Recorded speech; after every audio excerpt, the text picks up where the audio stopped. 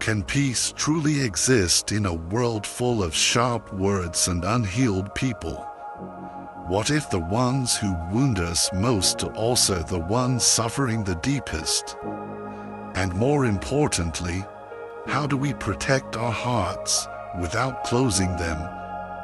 Let's begin the Zen of inner stillness, understanding toxicity through wisdom in the quiet mist of a forest, where fog clung gently to the tall pines and the world seemed to breathe in slow silence.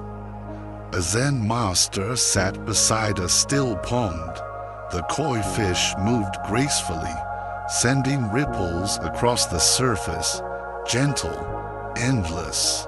It was there that a student arrived, his face troubled, his heart weighed down. "Master," he said, voice heavy with frustration, "I cannot find peace. There are people in my life who are like thorns. Their words wound me, their actions confuse me, their very presence stirs pain in my chest. What can I do to protect myself?" The master did not answer with words. Instead, he pointed to a lotus flower blooming quietly in the muddy water nearby. "Do you see how the lotus rises, untouched by the filth surrounding it?" he asked.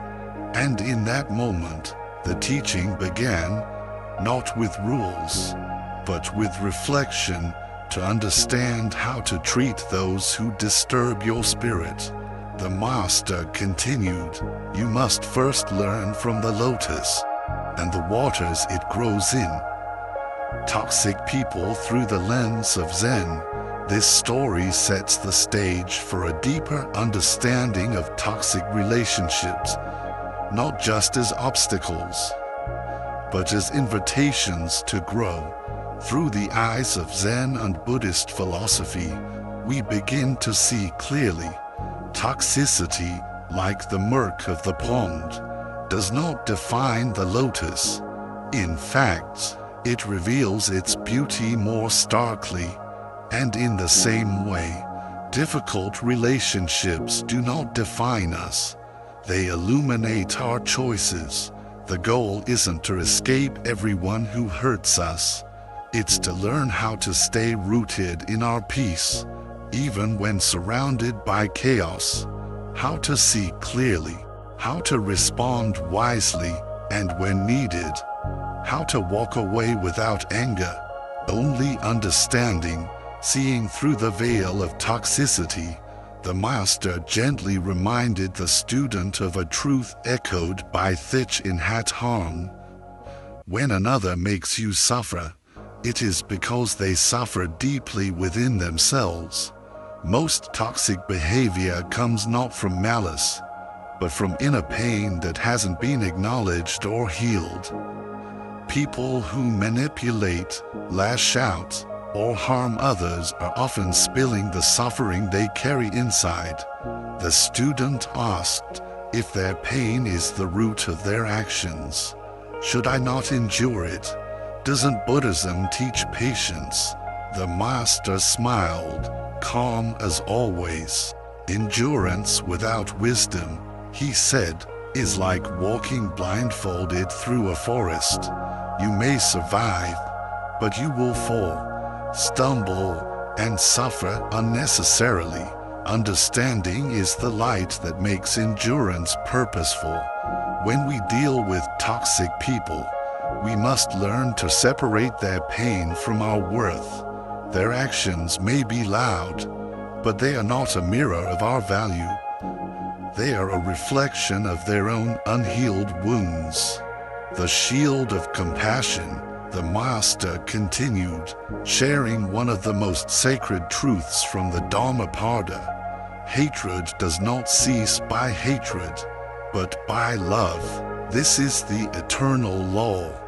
The student, still wrestling with the idea, asked, "But Master, why should I show compassion to those who hurt me? Doesn't it just give them permission to continue?" Instead of answering, The master picked up a handful of sand and slowly let it fall through his fingers. Compassion is not given to change others. He said, it is given to free yourself. When we show compassion, not performative kindness, but genuine understanding, we release anger, we dissolve bitterness, we refuse to carry the fire that scorched us. Whether the other person transforms or not is not your burden. What matters is that you remain the lotus, grounded, open, whole, setting boundaries with wisdom. The student nodded slowly. So, should I just stay near them, but feel peaceful? The master gently shook his head. Then, he led the student to a bamboo grove nearby. Do you see the bamboo?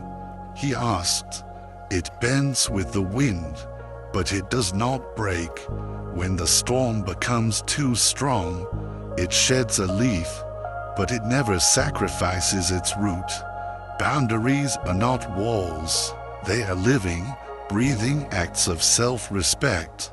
They are flexible, but firm, kind, but clear. Master, the student asked, how can I set boundaries without making others angry? The master replied simply, speak your truth, gently but firmly. Say, this is what I need. That is enough. Those who truly respect you will adjust. Those who do not are not meant to walk closely with you. The mirror of self-reflection. As the student processed these lessons, the master handed him a small mirror. What do you see? He asked. My reflection, the student answered. Do you see the dust? The master asked again. The student noticed small smudges. He wiped him away, and in that moment, he understood. When we encounter toxic people, it's easy to focus solely on them, their flaws, their patterns, their wounds. But Zen reminds us, the outer world is a mirror. If we are constantly drawn to the same toxic energy, we must ask, what within me still resonates with this? Perhaps there is a wound that needs healing, a belief about worth that needs rewriting, a pattern that needs releasing. Self-reflection is what allows us to stop repeating cycles and start choosing differently. Detachment and letting go. Finally, the student asked, but if I let go of these people, does that mean I've failed them? The master sat quietly, then he spoke. A bird cannot teach a fish to fly, nor can a fish teach a bird to swim. Some paths are simply not meant to intertwine for long. Letting go is not abandonment. It is faith in yourself, in them, and in life's unfolding. Sometimes, the most compassionate act is stepping back and trusting their journey as you continue your own. The student wept, not out of pain, but out of release. The burden he had carried was not his to hold. Closing reflection. The lotus does not judge the mud. It simply grows above it. And so too must we. Toxicity in others will always exist. But how we respond, that is our path. That is our peace.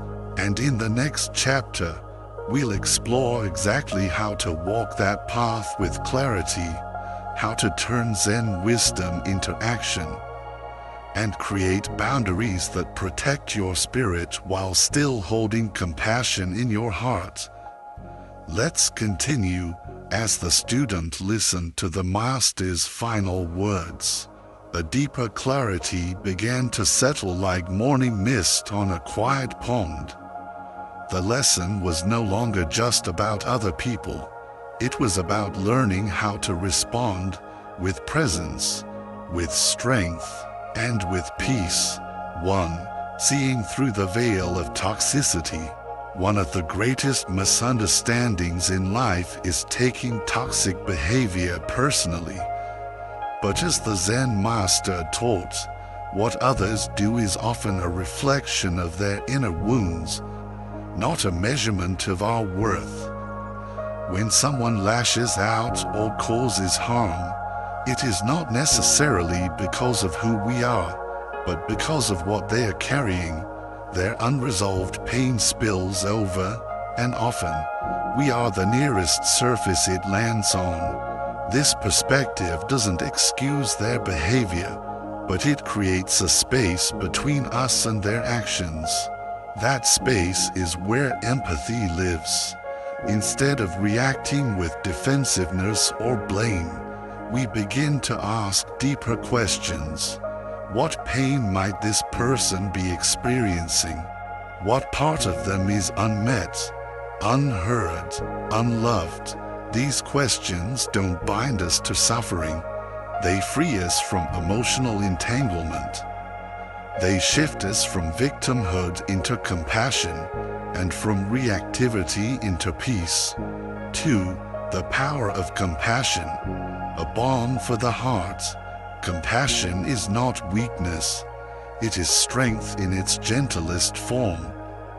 It is the act of responding with understanding instead of retaliation. It softens resentment, calms emotional storms, and slowly turns poison into clarity. The master once said, "Compassion is not given to change others. It is given to free yourself." It's a radical idea. That kindness isn't always a strategy. It's a release, a cleansing of the heart from bitterness and judgment. When we respond to toxic people with compassion, we are not giving them power. We are taking ours back. And over time, this practice becomes resilience. It builds an inner strength that no longer flinches at negativity, a peace that remains unshaken by the storms outside. 3. Boundaries are acts of love. Still, compassion without boundaries is like sunlight with no warmth. It may look kind, but it cannot protect. The master's lesson on bamboo reminds us, true strength bends but does not break. Boundaries are not punishments. They are not acts of war. They are quiet declarations of what we will and will not allow into our sacred space. They are not designed to control others, but to honor ourselves. When we set a boundary, we are saying, I choose peace, I choose clarity, I choose to remain rooted.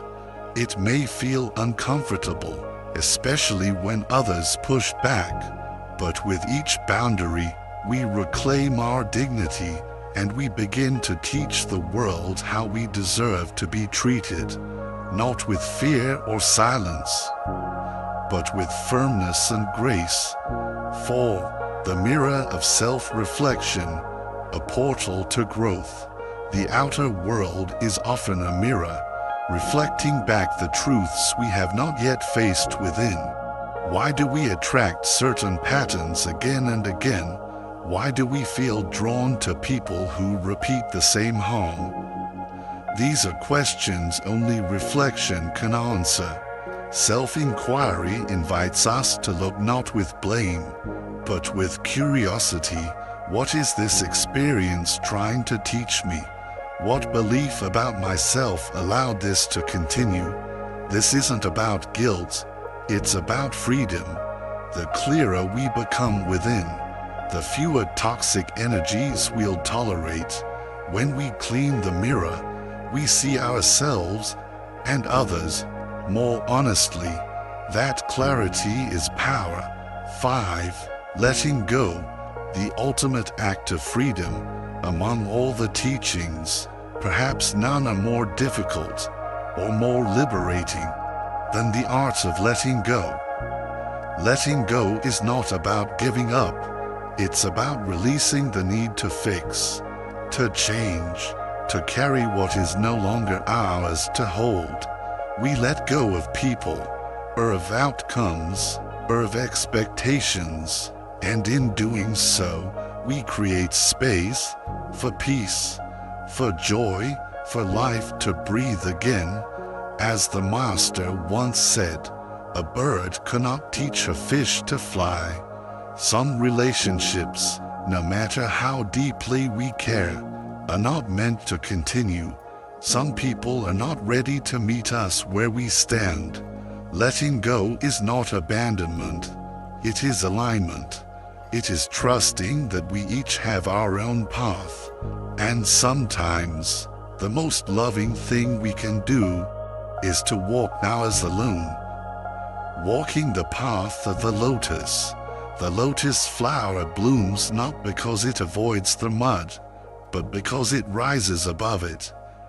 Likewise, we grow not by avoiding toxic people, but by learning to transcend their influence.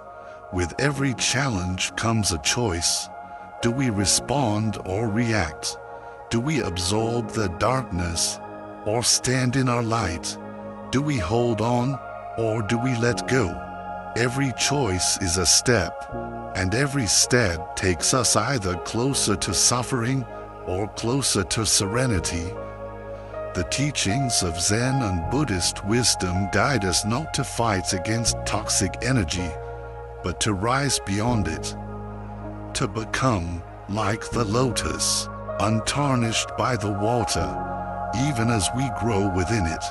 Closing message: to deal with toxic people is not to defeat them, it is to master yourself.